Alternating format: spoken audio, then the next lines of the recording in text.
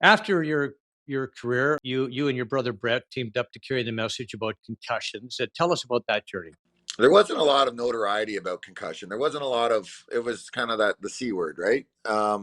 Hmm. There wasn't a lot being said. There wasn't a lot of advancement.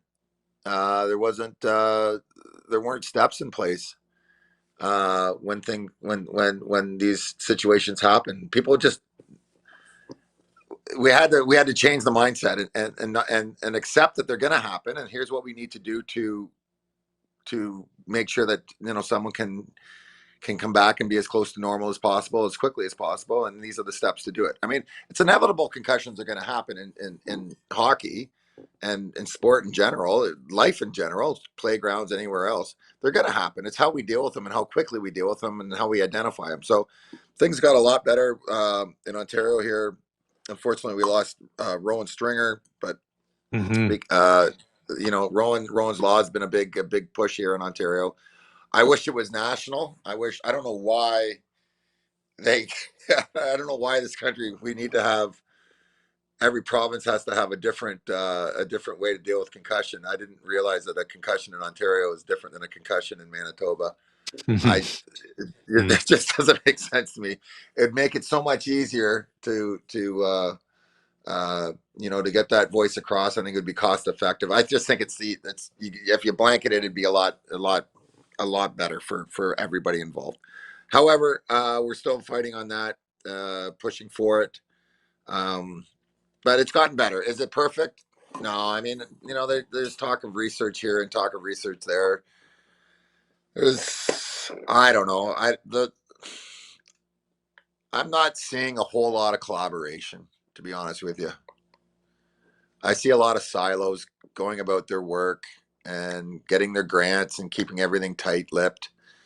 But you look at COVID and you look at how quickly things needed to change and how quickly people needed to work together to come up with a Hmm. solution. So, COVID was horrible. Yes, absolutely horrible. But what it did show is that we're capable of working together. We're capable of finding a solution as fast as possible. It doesn't need to be 18 years for things to go through testing and various levels of what goes into this regular situation that we call research.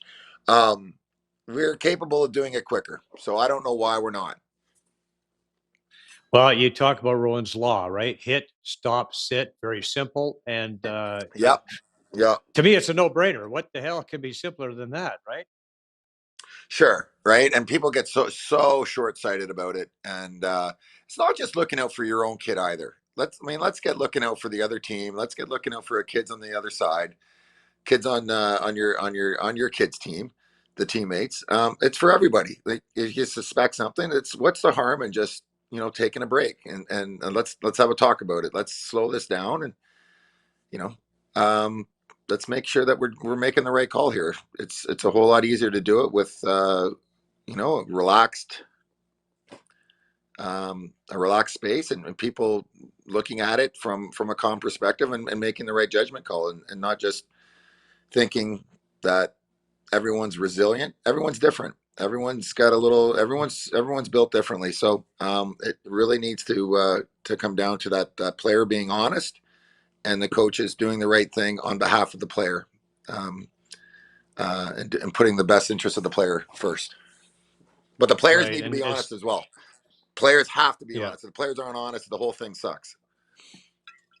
yeah, yeah, for sure. I mean, yeah, nobody wants to sit It out, but doesn't I work. mean, if it's not if you're not committed, I know when it comes to concussions. I mean, you know what you're talking about. You're committed to the to the improvement in that area. I know you've donated $5 million of your own money for concussion prevention. I learned, and I maybe you don't want to talk about that, but I think that's tells me that it's definitely a commitment, and yeah, it's a Well, commitment. it's important, right? It's important, and it's not just athletics. It's like I said before. It's the schoolyard. It's the playgrounds. It's all over the place. It's car accidents. It's bike accidents. It's everything. Um, that's concussions here. Concussion is around, and concussions happen, and let's not shy away from it. Let's just accept it and do what we need to do to quickly get these kids back to school, feeling right about themselves, and and back to learning, feeling healthy, and sometimes athletics needs to be pushed to the side a little bit, and you know just taking a different perspective is probably a right call at certain points.